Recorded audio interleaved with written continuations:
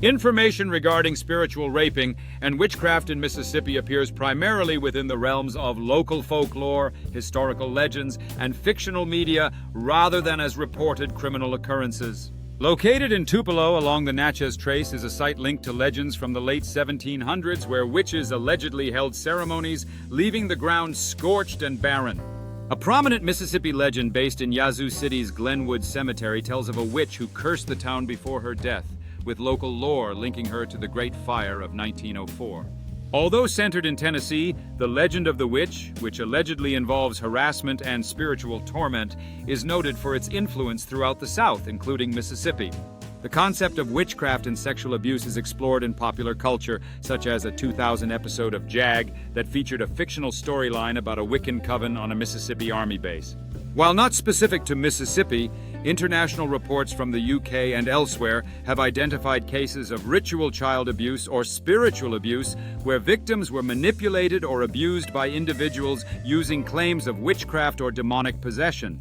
Some traditions, such as those discussed in African studies Ukafusela, have historically used terms associated with magic or witchcraft to describe the manipulation of victims. Scammers contact you claiming they felt a dark energy or saw a curse on your family. They then offer to remove it for a fee, which often escalates as they claim more expensive ingredients are needed. Fraudsters create near-identical copies of legitimate, popular witchy influencers' accounts on Instagram or TikTok. They then DM followers offering personalized readings or spells for a price.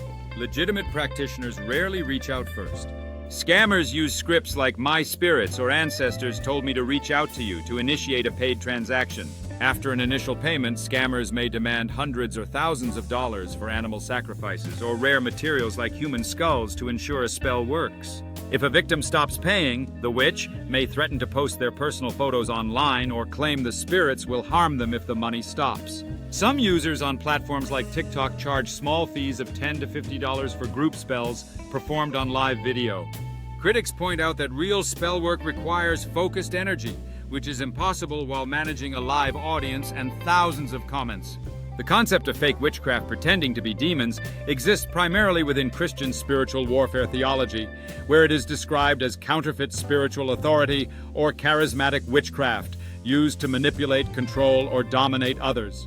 In this context, individuals may use fear, witchcraft prayers, or dramatic simulated performances to create an atmosphere of supernatural fear, appearing demonic when they are actually acting out of fleshly manipulation. Witchcraft is viewed by some as Satan's counterfeit to true spiritual authority, often acting as a sentinel spirit that impersonates the Holy Spirit or mimics divine power, according to a Christian perspective. Manipulation and control is described as using carnal powers to seduce others into acting against their own will. These tactics are sometimes labeled religious witchcraft or charismatic witchcraft, which can involve false prophecies, manipulation, and intimidation. Some discussions suggest that stories told by supposed ex-witches or ex-Satanists, which detail extreme dramatic possession or demon encounters, are sometimes exaggerated or fabricated for, say, ministry attention or spiritual practices. Some observers suggest that some people who appear to be possessed by demons in a church setting are actually in a state of self-induced hysteria, delusion, or are engaging in a ritualistic role-playing that is expected of them by a leader or group. It is argued that such individuals are often controlled by familiar spirits, which are said to act as counterfeit Holy Spirits that mimic prophecies to deceive Christians. The most famous Equalizer episode involving witchcraft is actually from the sitcom Sabrina the Teenage Witch, where Sabrina misuses her magic to help her friend Valerie afford a dress for a Valentine's Day dance. This triggers the arrival of Roland the Troll, a magic policeman known as the Equalizer who punishes those who abuse their powers. He ultimately steals Sabrina's heart and carries her off to the other realm. So you see, witchcraft has been around for years and continues to develop a good storyline for a lot of shows and movies. But when it comes to real life, it shouldn't be used on anyone to take away their free will. This is when their U.S. constitutional right of free will is violated.